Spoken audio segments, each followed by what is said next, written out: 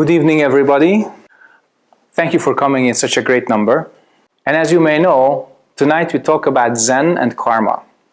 And to do that, I need you to use your imagination. Imagine an onion. Everybody grows onions here, right? And onions have layers. Outside is the peel, this kind of earthy, dusty, not so useful part. Then there is the first layer, the next layer, and depending on the size and age of the onion, there are layers. In the very center, there is this yellowish stalk, which is connected to the root. So let's put the onion to the shelf, and now we talk about human beings.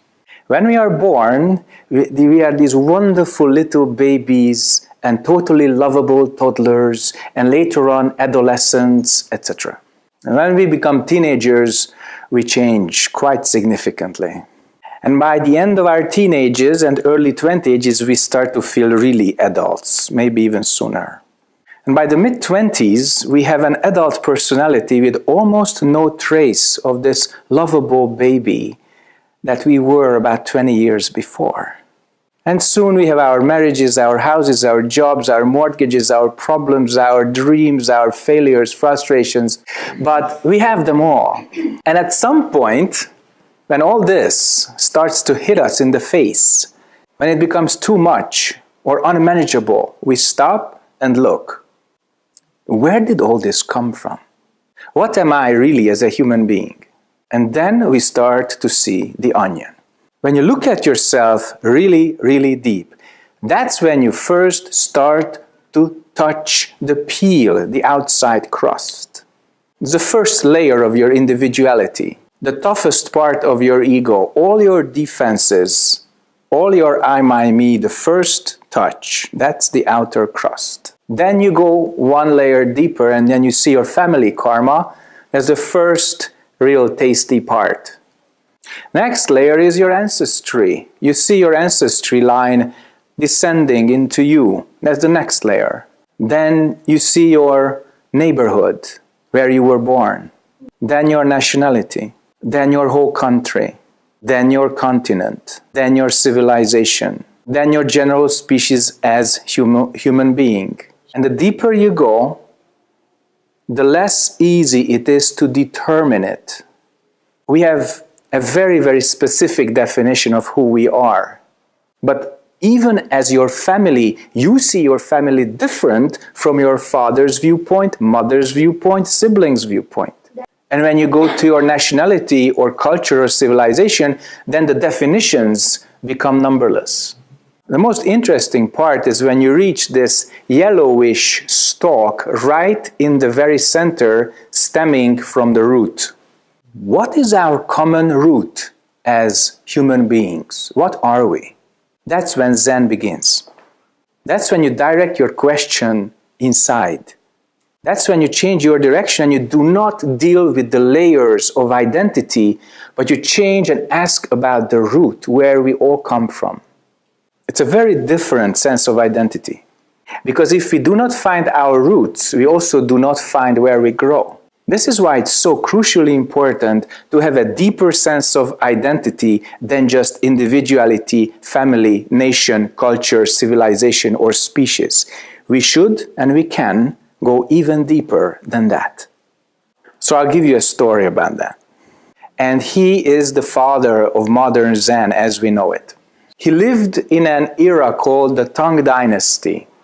It was the golden age of Chinese Buddhism, ending about 860 AD, and it lasted about 300 years. That's the golden age of Chinese Buddhism. Virtually any book you read about classical Zen is from that era.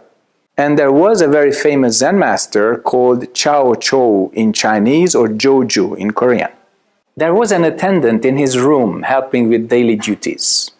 And there was a visitor coming in asking for the Zen master's teaching. So the visitor pays his respects and Joju asks, "Where do you come from?" "I come from the south, master." "Really? From the south?" "Yes, sir." "Then go drink tea." The visitor was very surprised and deeply bowed. Zen master, great teaching, went to drink tea. Next visitor comes. Zen master asks, "Where do you come from?" "From the north, sir." "Really?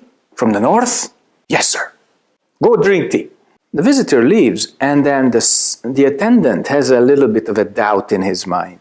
He says, Master, can I have a question? And the good part of being an attendant is that if you find the right moment, you can get exquisitely good teaching from the Zen master because you serve him all day. So Joju says, no problem, okay, ask anything. Sir, one visitor said he was from the south, and you told him go drink tea. The other said he was from the north, and you told him go drink tea. Why? Attendant, go drink tea. That's a little taste of Zen. So that's how you get to the root of it. And that root is manifest in this moment. And there are many names for it.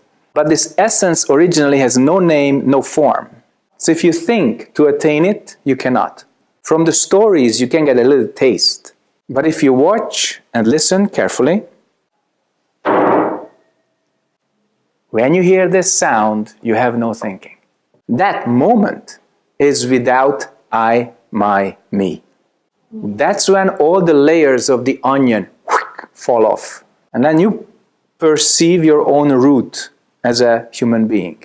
And of course, our sense of identity is very strong, so the next moment after the hit, the onion reassembles itself. So why is it important to experience our true nature?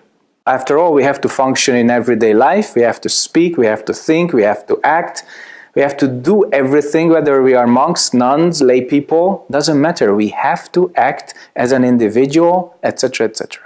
Because the moment you see your true nature, all your ideas and illusions about yourself disappear.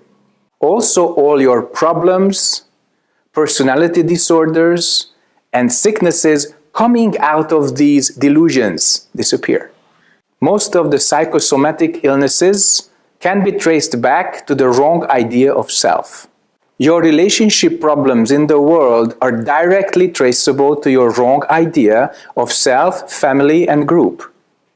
So it seems that current society deals with the material part of everything first.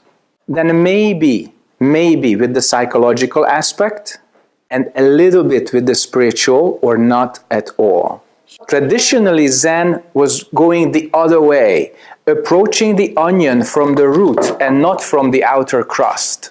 Whatever you think you are, whatever you were made to believe that you are, whatever you were conditioned to believe that you are, is not important compared to the true experience of what you truly are.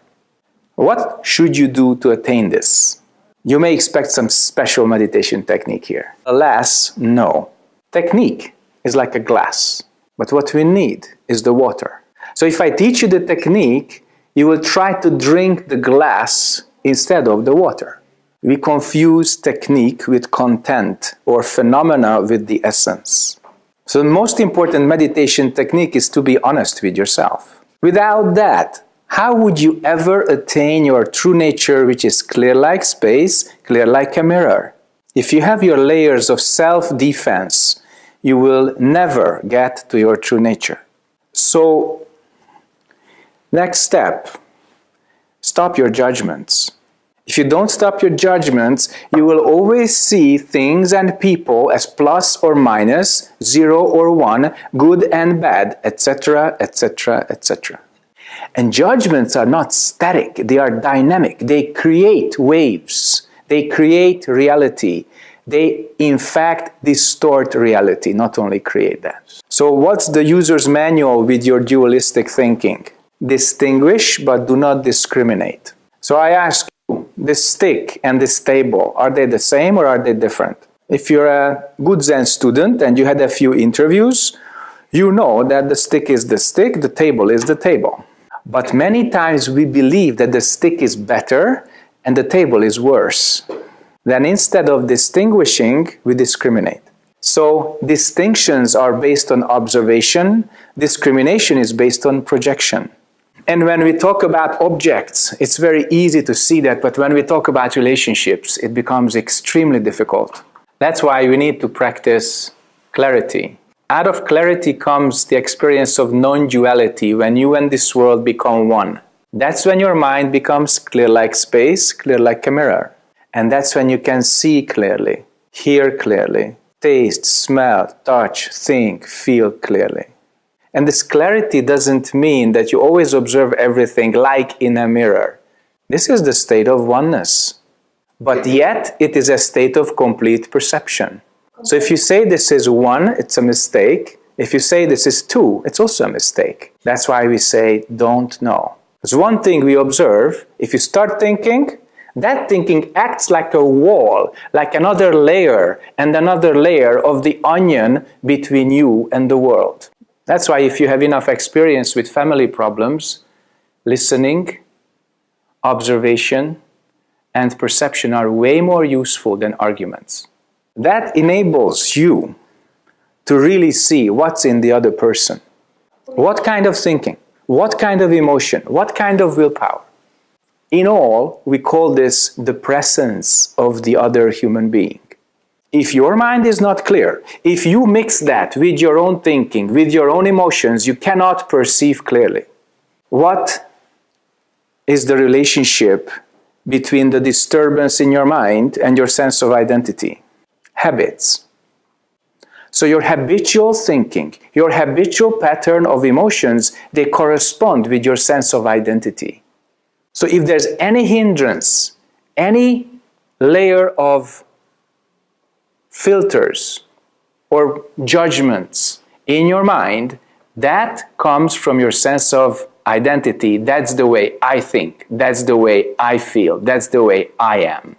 And obviously we want to clear these hindrances to be absolutely, spotlessly clear. And most of the time we don't think that it has a relationship to who we think we are. So spare your thoughts, spare your emotions, but please get rid of your sense of ego. You can do that. If you can do that, you do a great service to yourself and all other humans and other sentient beings. So remember the onion. If you identify with any of the layers as your absolute identity, you make a mistake. These layers are there. They are conditioned reality. They are relative, and we should treat them as such. In our relationships, we can and we should treat them with acceptance and respect, but that's not who we truly are. In order to get to that, discard the layers, get to the root. It is not difficult to understand it, but to do it and to walk on that path, that's a very different ballgame. Because you have to face yourself. You have to see yourself. You have to see the unexplored, the shady parts of your personality. Because your conscious sense of self is about 5% of your whole personality.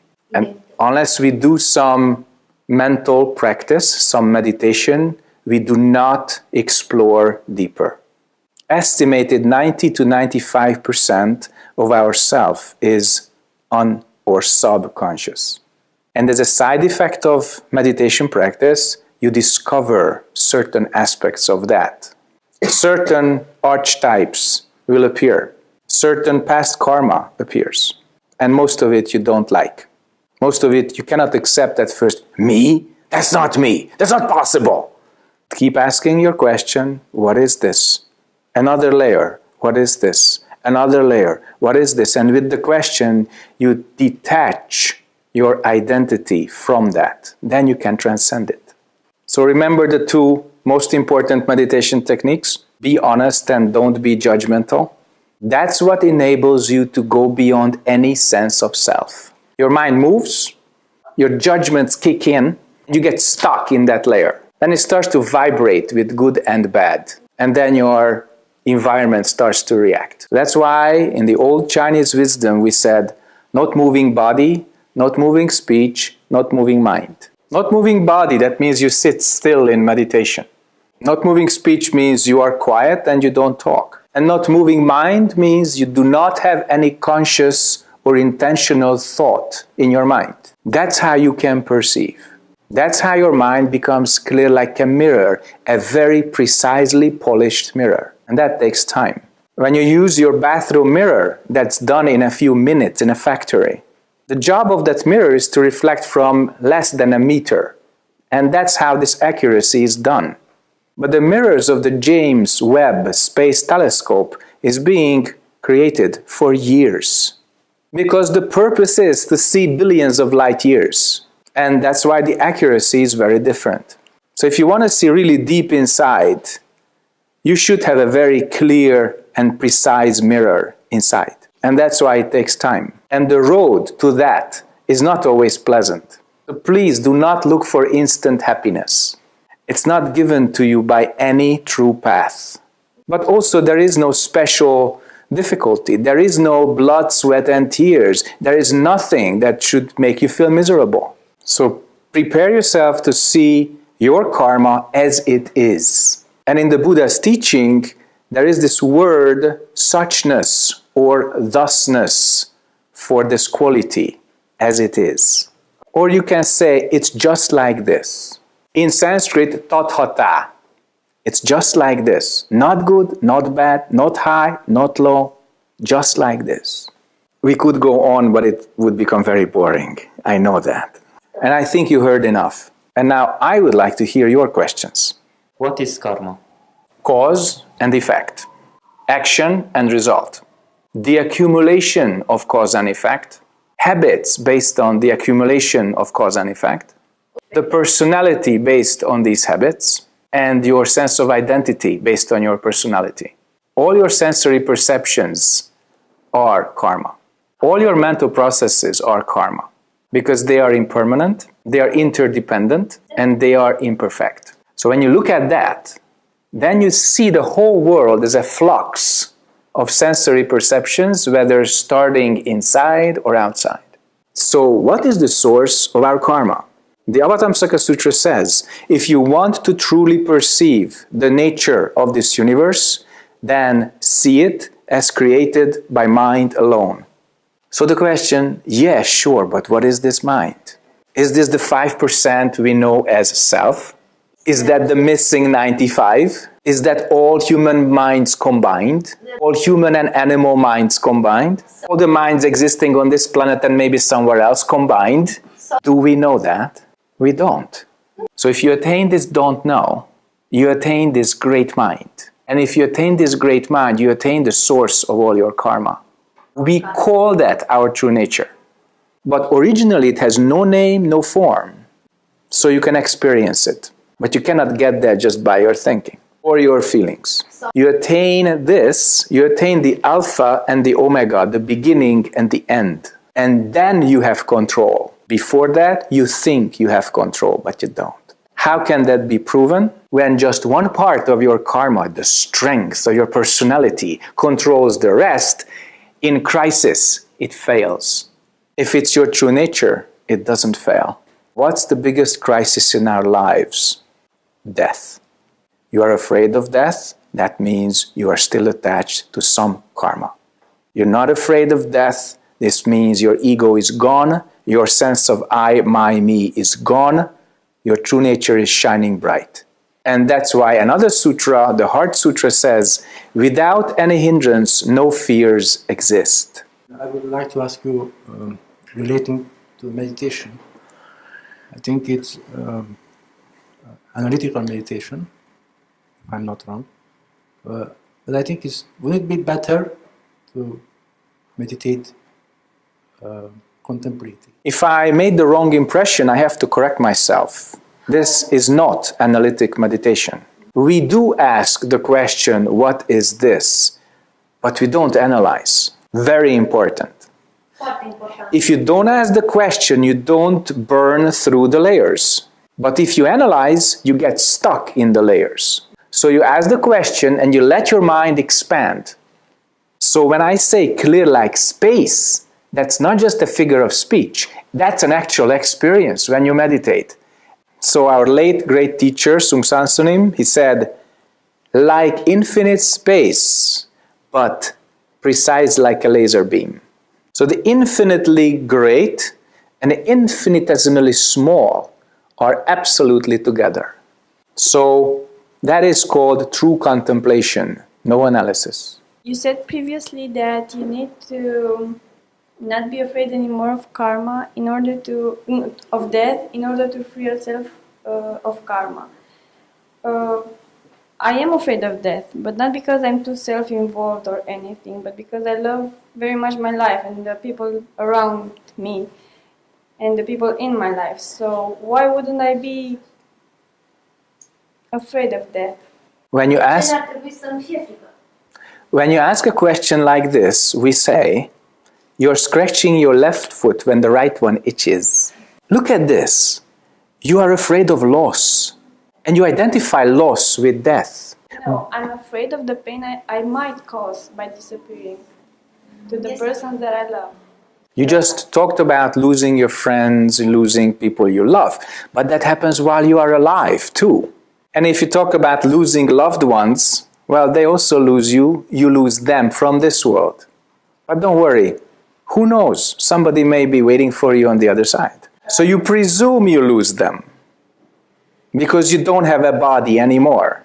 But you actually don't know what happens to your soul when you depart from this world. So do not identify loss with death, number one. And do not think that there is some kind of idea of loneliness or isolation or nothingness after you leave this body. Have you ever lost your body? Into it? Not that I know of. Great. So you actually don't know what that is like. Keep that mind. Keep that don't know. That is your helper and savior. You identify with your projections, you fall into your own hell. That is worse than leaving your body. Okay? Good. More questions? I want to ask, how is karma related to our past lives? Very or good future question. lives? I have good news and bad news. Which one would you like? Good. So, all your past lives are karma. All your present is karma. All your future lives will be karma. Is it the best, the good news? You decide.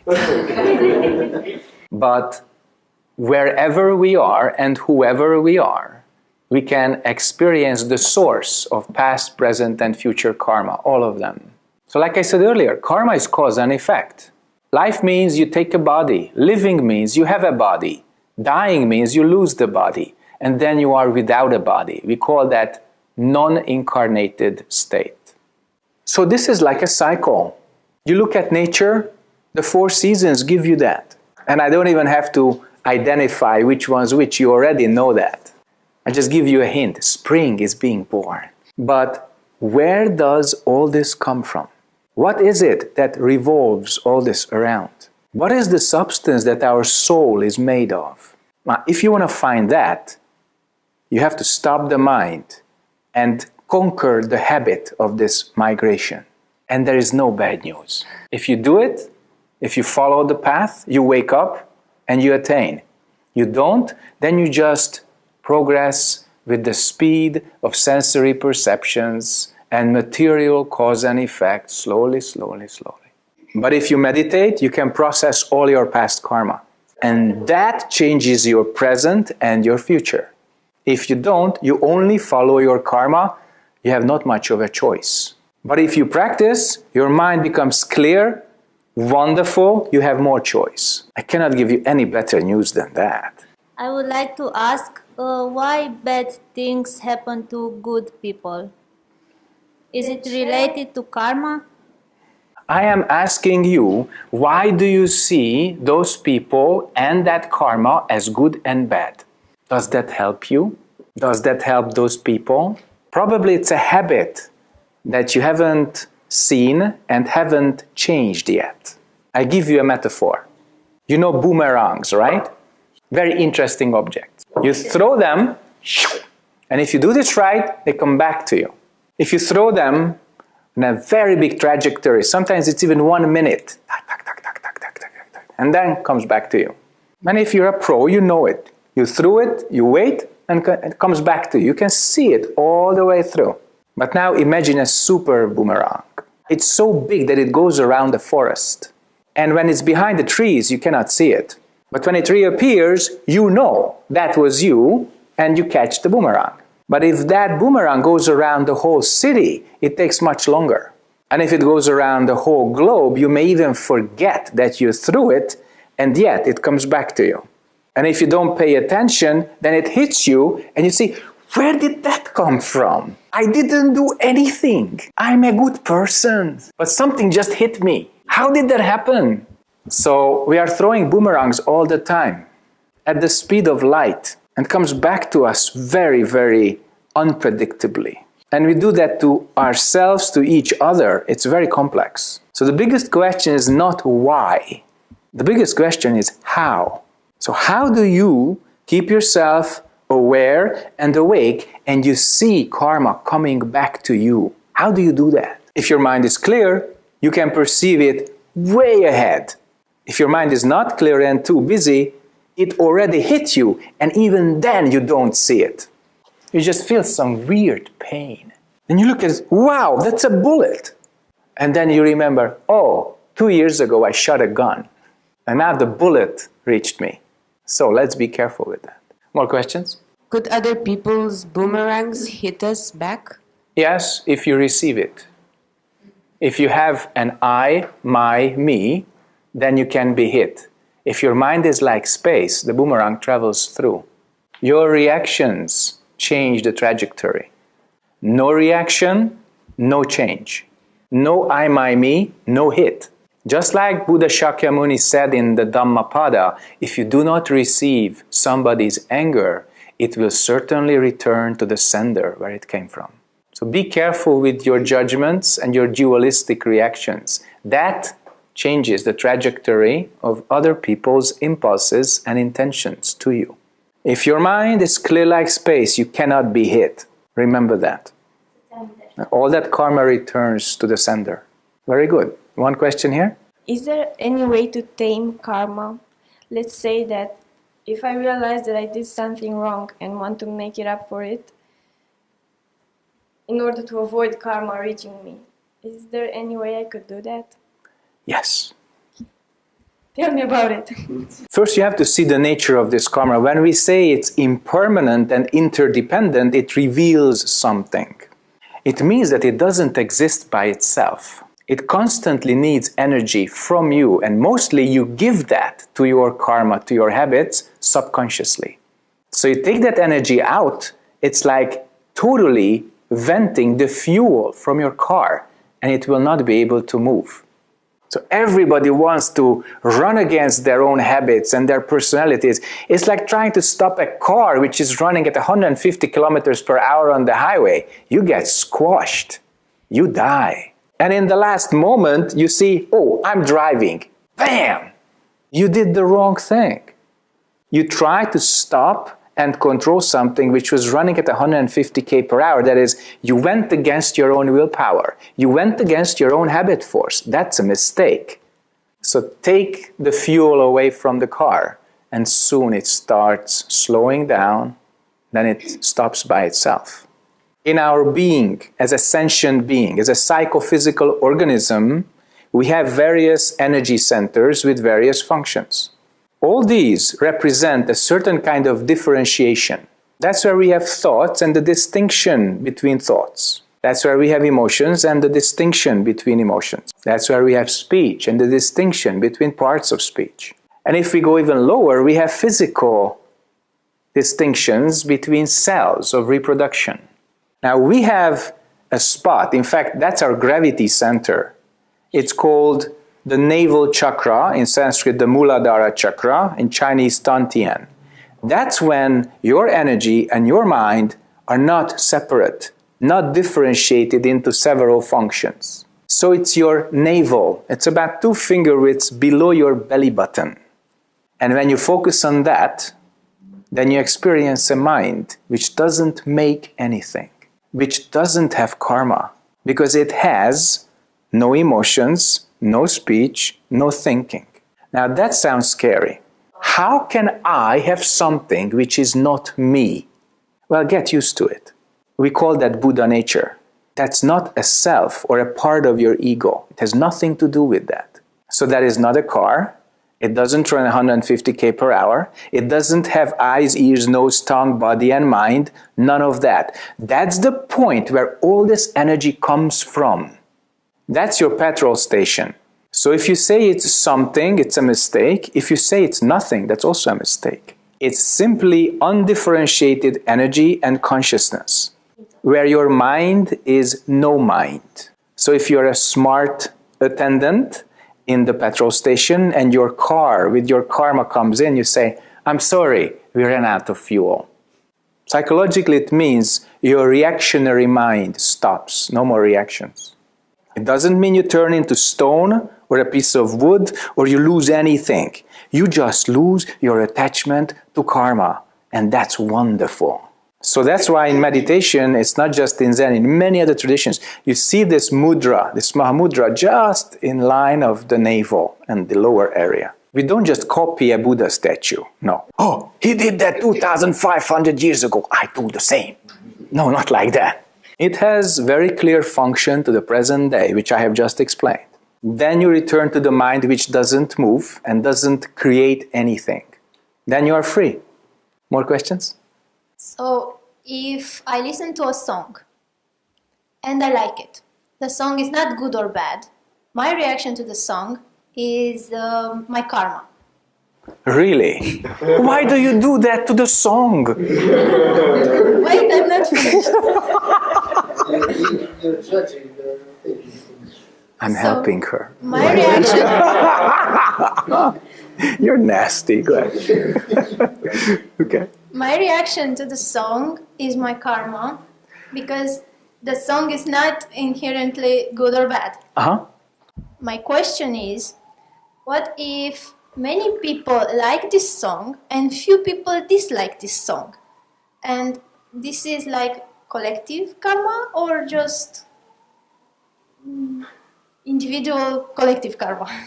I think the strongest effect this has is related to the sales figures of the CD.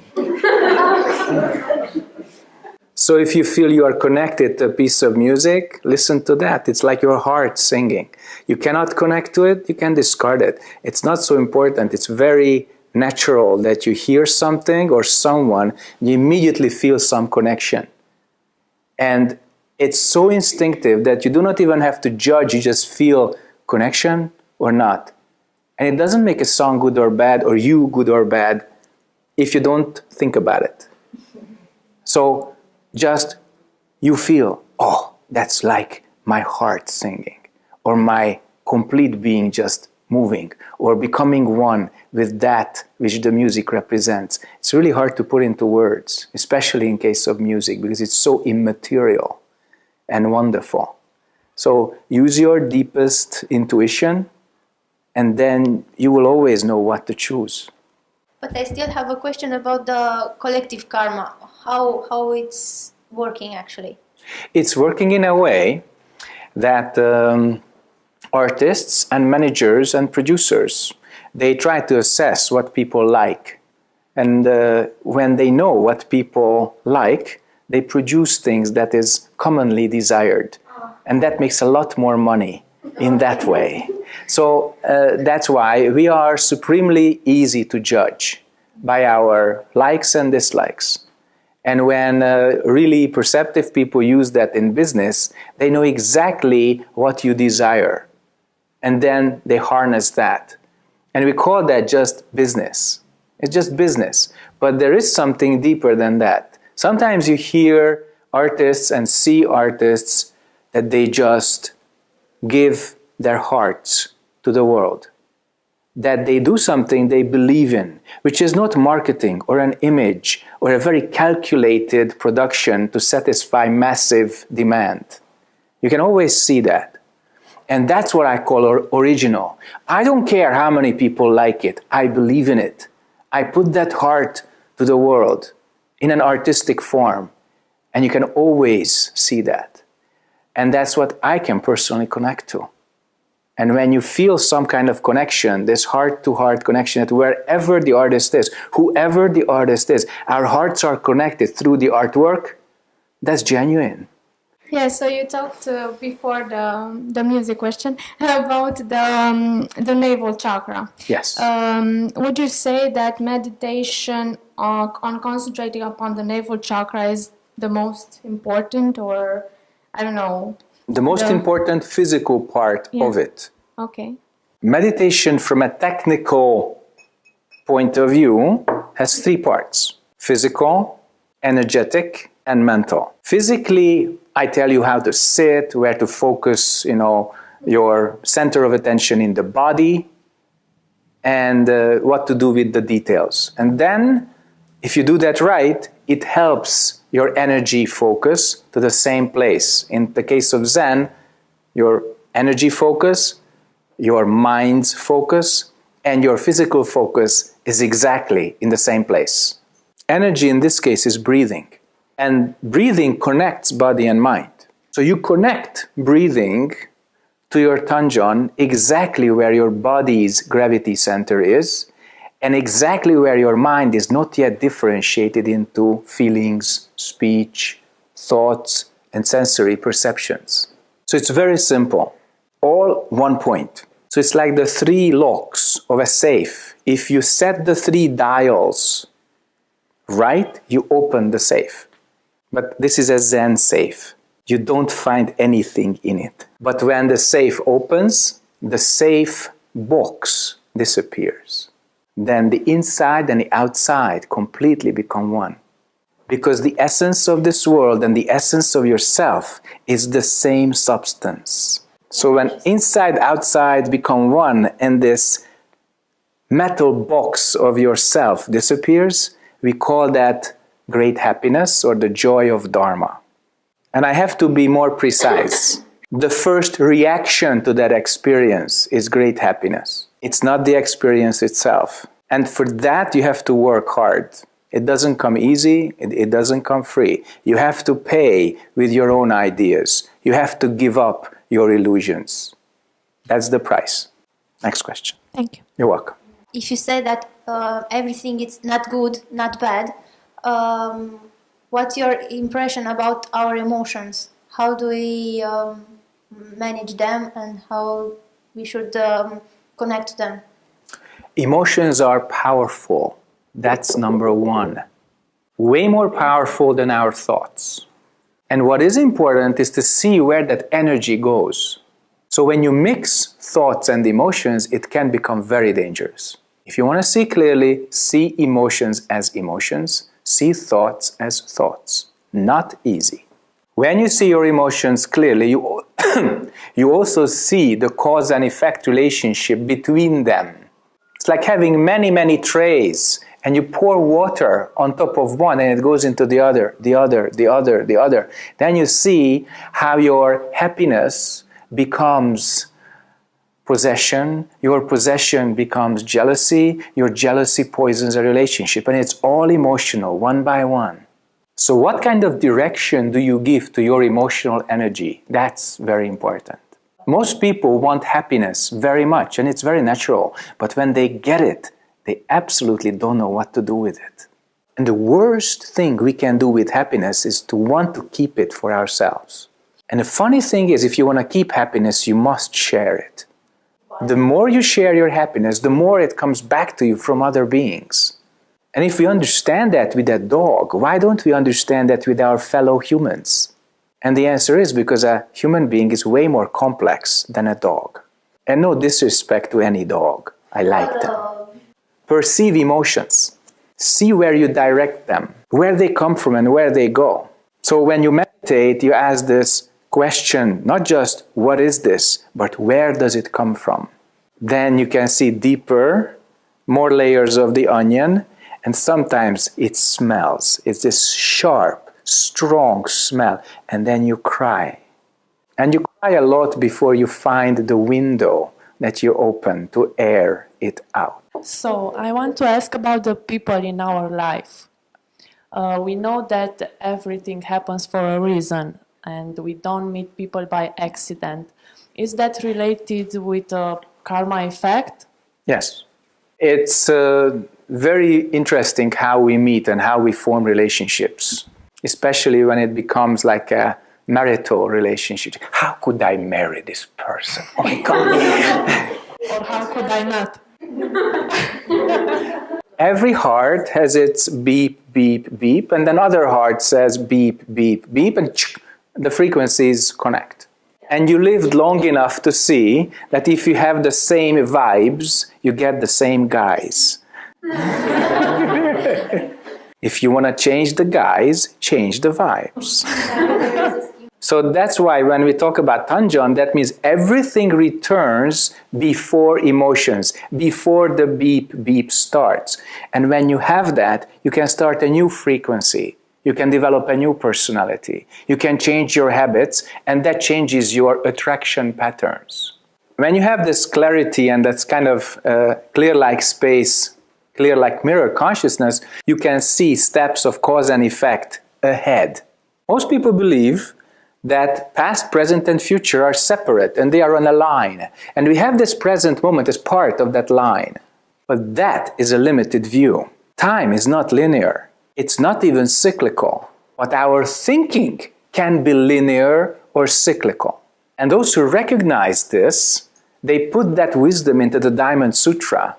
And they said, the mind, which is divided into past, present, and future, cannot get enlightenment. Because at this moment, there is the past, the present, and the future. It's a delusion that they are separate. So when you see that you have attracted somebody, you don't just see the first layer. You see the next, the third, the fourth, etc., etc. That's why beauty is a tricky thing. When we fall in love with beauty, or the person representing that beauty, we many times believe that that's everything there is. Because it fills us totally. And we forget that beauty is just the packaging. And inside there is the Pandora's box of your karma. But it's very nicely packaged. And then 1 year passes, 3 years pass of a relationship, then you see the deeper content. This does not mean that there's something wrong with the world or you or us as human beings. That's just the way things work.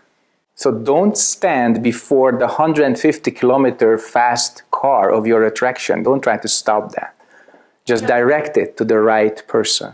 If you do this in the right way, it can be a very nice formation cruise on the highway for one lifetime or more. If you do this in the wrong way, it's an accident. And with this kind of clarity, you can see what's inside the box even before you open the packaging. Very important. And that helps you and the other person as well. We call that wisdom and compassion combined. More questions? The statistics is getting worse. What is, if there is, identity? Who do you think you are? Don't know. Then there is no identity for you. Who am I for you? I believe you're a teacher. Wrong. We call that head of a dragon, tail of a snake. Can I take it in a good way? Even if it's a dragon with a tail and the head. Now you are painting legs on the snake. You ask me the same question as I asked you. What was my first question to you? Who do you think you are? So same point. You don't have a stick, I do. So you did the right thing, is the right answer. What was my next question to you? What do you think I am to you? Yeah, that was. Ask me that. What do you think I am to you? Okay? Now I see. No, you don't. No eyes, no ears, no nose, no tongue, no body, no mind. How can you see? I gave you a very high ball. You can hit it. I realize I cannot name it. I can't name it. Come tomorrow for meditation. That will help you. Okay. Because this is the part when lecture can turn into Zen. We have explained a lot, but what you asked made demonstration, and that demonstration is the beginning. So very good question. Very good question. More questions? Don't analyze. I see your mind is so much working on this. Why did he hit first? Why did he hit second? What does this really mean? Why not accept his reply? If you think, you never get it. If you don't think, in an instant, it's yours. Okay? Last few questions and then we are off home. Yeah, go ahead. Like, how long could we go on into this no thinking mode? How long do you want? When you attain this no thinking, there is no time. Your thinking makes time. So that's why in meditation we have somebody indicating the length, because you actually lose track of time, which is very healthy. You don't have to have this clockwork inside. It's your left brain thinking which makes this, okay? Okay? It didn't help you, I know that. But you will process this, okay? And that will help you. So you said that when you meditate, you lose time because you don't. You can. Yeah, you can. You not always do, but you can. You can. But as human beings, we are, let's say, social beings. Yes, we require. Unless you are a hermit and you isolate yourself in your own bathroom. Okay. Yes. So you need the presence of others and in your life. And their attention. Yes. Yeah. So what's your question? Yeah, my question would be, if you lose time, time and track of time, don't you lose time that you may spend with them? Losing the sense of time does not mean that you lose time itself. The time you spend with meditation is very precious. It's like recharging your battery and cleaning the windscreen of your car and all the lights, all the controls. And that's why you have to lose the sense of time. I was just completing your answer. You did that! Oh my God! How did that happen? You see? So, we are talking about two different things. One is investing in your clarity, and the other is wasting your resources. So you don't lose that time which you spend in meditation. You just lose the sense of time while doing it. Then you return to daily life, then your little thing kicks back. And you know that I spent 5 minutes with this, 1 hour with this. You look at your phone, you can read it, you can use it. Very important point. Anything else? Anyone else? So you said that it would be a big accident to try to control your emotions. Manually, yes. We call that repression. And when you do that, you can explode. You can develop personality disorders, all kinds of deformations. Because you took your emotions and wanted to manually control them. And mostly that's defiance. It starts with defiance. Then it turns into frustration, then into anger, then into aggression. Look at this stupid school shooting. That's how it begins. Okay? So look at these very tragic shootings in schools, movie theaters, etc. They all start with mishandling emotions. So when we see others mistreating others, then there was a period in their emotional lives when they mistreated themselves. And whether it started with their family upbringing, their conditioning, that is beside the point right now. It's not unimportant, but at this time, we do not focus on that. We focus on the individual relating to his or her emotions, because that's what your question was about. And there is a very simple equation here. You treat yourself correctly, you treat the world correctly. You treat yourself wrongly, you treat the world wrongly. Okay, so learn to relate to your emotions correctly. See where they come from. See where they go. See their origin and see their demise. And then you have a control without a fist or an iron fist on them. It becomes very natural. And most importantly, see what those emotions do in your heart and in somebody else's heart. See that cause and effect clearly. And that wisdom and compassion will help you guide your emotions to the right place. Not only that, wisdom and also strength inside. We call that selfless power, because you have to be stronger than your own emotions and thoughts, etc. You have to be stronger than that. So wisdom, compassion, and selfless power. I have to emphasize the selfless. What is exactly this last thing? Can you detail? It's energy that does not have the notion of I, and it doesn't move. So this not moving, very clear strength which does not have this idea of I am strong. It feels like being the sun in the solar system. The sun has over 99% of all the mass in the solar system. All the other planets, asteroids, moons, whatever, you wrap them up and it's less than 1% of all the mass in the solar system. There is no question of gravity. The sun doesn't have a doubt.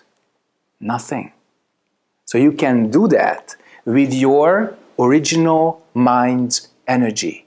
You can do that. All your emotions and thoughts and everything will be weaker and smaller than your own center. More directly, I will not explain. If this motivates you to practice, then your practice experience will teach you.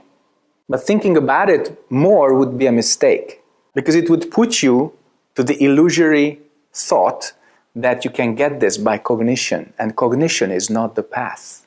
Cognition is a very small part of the path.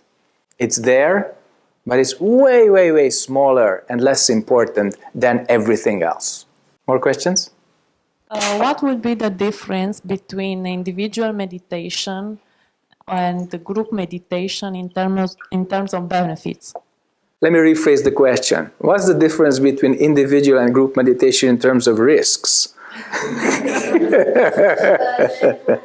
Because the benefits would be the same, because everybody wants to get enlightenment and happiness and become a better person. We all know that. But the risks are absolutely different. The risk of individual meditation is that there is no feedback. There is no surface to reflect anything from you, and you can hit the wall without even knowing it. Most people who meditate, they read some book and they say, okay, I understand enough, I can sit down and do that, and they don't have a teacher. Maybe they have some friends, but those are not practitioners, and when you want to share your experiences, after a while you realize they don't understand you. Then you remain isolated. Then your opinions can become stronger, and these opinions can ferment into something really weird. We call that the ideas about the self. So when that happens, it's very hard to fix it. We say if you want to progress on the path safely and dynamically at the same time, you have to have what we call the three precious ones: the teacher, the teaching, and the students' community together. So when we do some sports, we all understand that. We need a coach or a trainer, we need the technique of the sport itself, and we need friends and other sports people, sportsmen, sportswomen, sports people to compete with. And then we can progress. With every job and every profession, it's the same. With the Dharma, it's the same. If you want to practice the Dharma, you need a teacher, a good teaching, and the students group. Then comes group practice. But there's a danger to that too. You believe that the group does it and you have very little part of it. If you become dependent on the group, your sense of individual responsibility disappears. You make others responsible for your own karma within the group.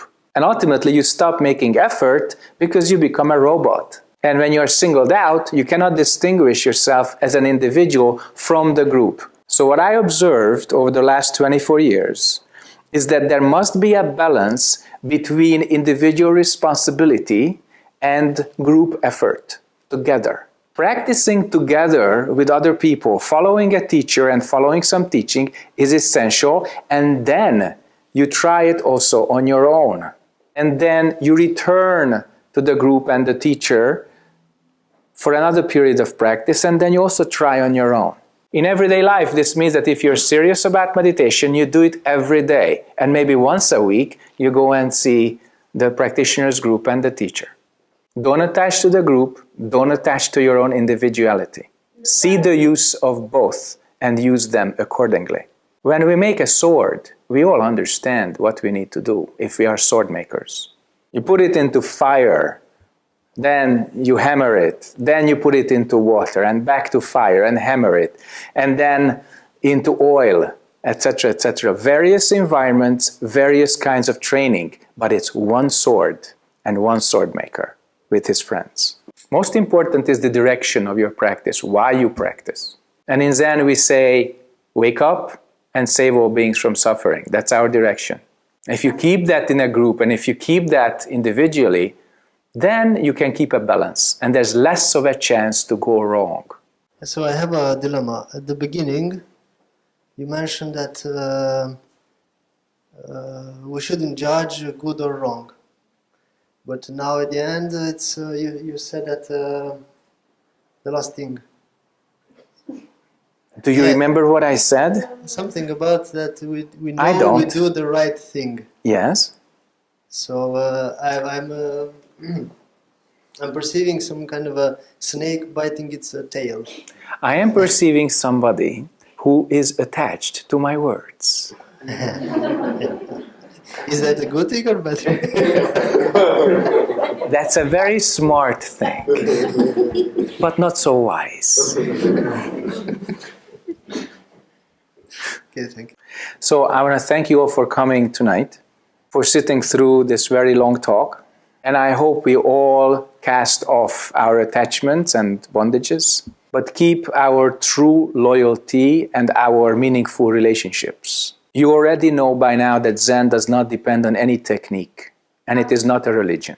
You do not have to believe anything but your own experience. And if you progress on this path, we can all wake up. We can cast off all the layers of the onion, get to its root, and become who we truly are. And if we do that, we do a great service, not just to ourselves, but our families, our nation, our civilization, our whole world, and all beings in it. So I hope we can all practice together, attain this wonderful true nature of ours, and save all beings from suffering. Thank you very much for your attention.